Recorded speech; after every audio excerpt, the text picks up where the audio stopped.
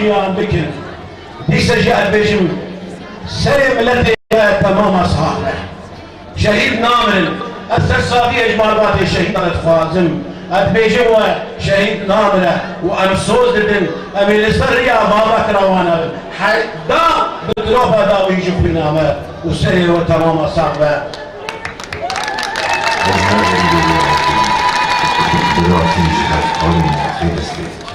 Gåhön nasnekin ve kesra nasnekin.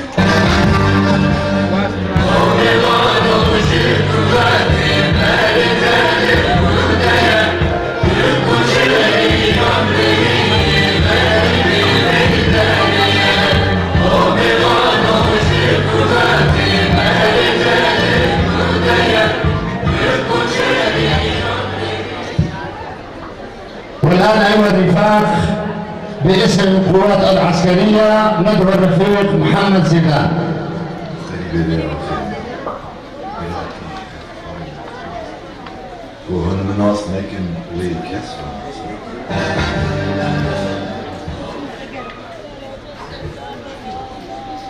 باسم المجلس العسكري نتقدم بالتعازي إلى جميع عوائل الشهداء، ونخص بالذكر عائلة الشهيد تامر والشهيد دلبرين، وننحني إجلالا واحتراما أمام عظمة الشهداء وباستشهاد الرفيقين تامر ودلبرين نستذكر جميع شهداء الحرية والكرامة الذين قدموا أرواحهم الطاهرة ودماءهم في سبيل الحرية والكرامة. ونقول الشهداء هم قاداتنا المعنويون وهم الأحياء الحقيقيون. اليوم إن استشهاد الرفيق تامر والشهيد دلبرين له أكبر دليل على نجاح فلسفة القائد عبد الله أوجلان، فلسفة أخوة الشعوب والأمة الديمقراطية. عندما نشيع شهيد من المكون العربي وشهيد من المكون الكردي، فالدم رابطة الدم هي أقوى رابطة تربط بين الناس بين البشر، وعندما توحدت رابطة الدم بفكر قائد الإنسانية القائد عبد الله أوجلان فلن يستطيع أحد هزم الشعوب المتآخية والمتحابة، والتاريخ يشهد على ذلك. فجميع الغزاة والطغاة الذين مروا على هذه الأرض مهما كانوا يمتلكون من جيوش وبقوا زمن طويل فإنهم في النهاية خرجوا بتكاتف ونضال أبناء هذا الشعب. نحن اليوم نرى الاعتداءات التي تتعرض لها قواتنا ومناطقنا الآمنة في جميع مناطق الإدارة الذاتية، لأن هذه الإدارة هي الحل الوحيد للقضية السورية، ومن يريد بقاء الوضع على حاله لا يريد حل المشكلة، فهم باعتداءاتهم هذه يحاولون القضاء على التجربة الديمقراطية والتجربة الوحيدة الناجحة في سوريا من أجل حل المشكلة السورية وبناء إدارة ذاتية لا مركزية في جميع مناطق سوريا. والأحداث التي حصلت منذ يومين في دير الزور من قبل اعتداء الميليشيات الإيرانية ومحاولة خلخلة الأمن في منطقة دير الزور هو أكبر دليل على أن الأحداث التي حصلت منذ شهر هي بفعل هؤلاء المرتزقة. المرتزق هو من يأتي ويقاتل في بلد غير بلده من أجل المال، ومن يأتي ويقتل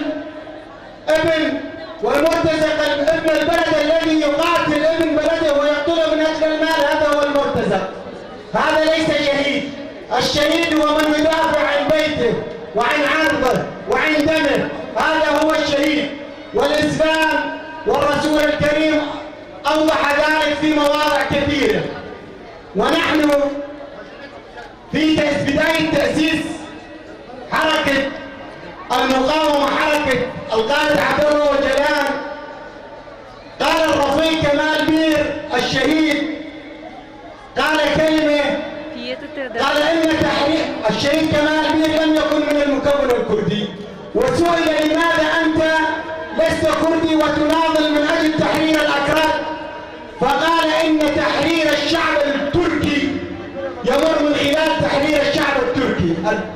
فإذا أردنا أي مكون، الشهيد كمال البير قال تحرير الشعب التركي يمر من خلال تحرير الشعب الكردي، فهذا دليل بأن الشعب التركي كذلك هو شعب مضطهد من قبل السلطات الفاشية.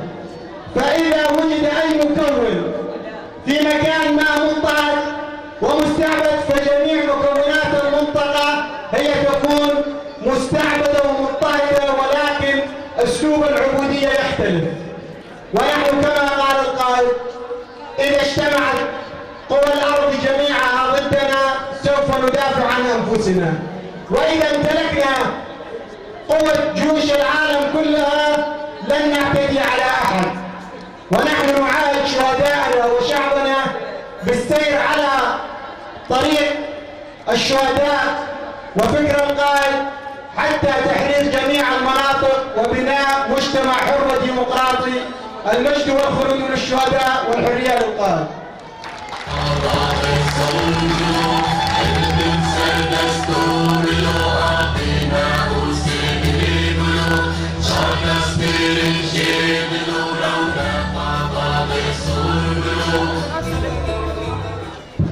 برای حوال هجار نهاجی جباکور کردستانی حواز دنیز آمد بنابه مرباط شهید دلبرین آمد و مساجر خود بگیری گلی رجالا.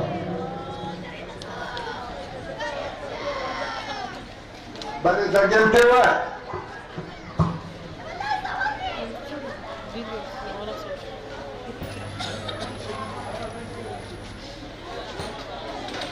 بله نسلیلا اندرزن برا تره ربارا کو و تره تره کرساد اندرزن شهید نامل شهید رومن دامیر اما شهید بزارو که خود تبریز نبی درمان آزاد بود.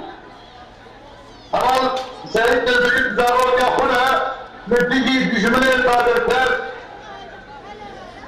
چموچم حاضر و آماده بود. نباید قبول کرد که हमारे दिलबरी लसर आखा कुर्दिस्तान दुश्मन बगैर इधर के तबली रखे आजाद बू दिशा ये अंदर बलंद सरीदे सरो कातिये करे रेबारा को वो करे कुर्दाब वो अंदर शहीद नामरन और वो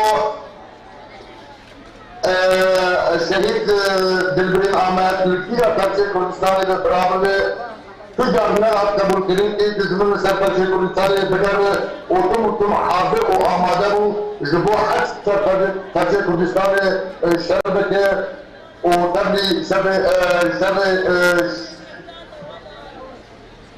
शर्माने कुर्दिस्तान है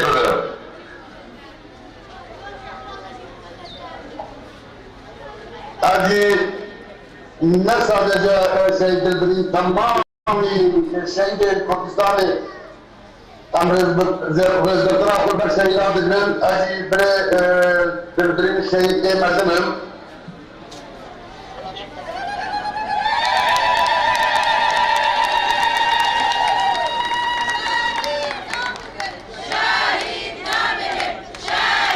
Şehit namırı, şehit namırı. سمعتنا التقرير بابي دلبري هذا يكاتك حمدية هذا يكاتك هذا يكاتم मैं ये भेजे खरना पर जाता था तो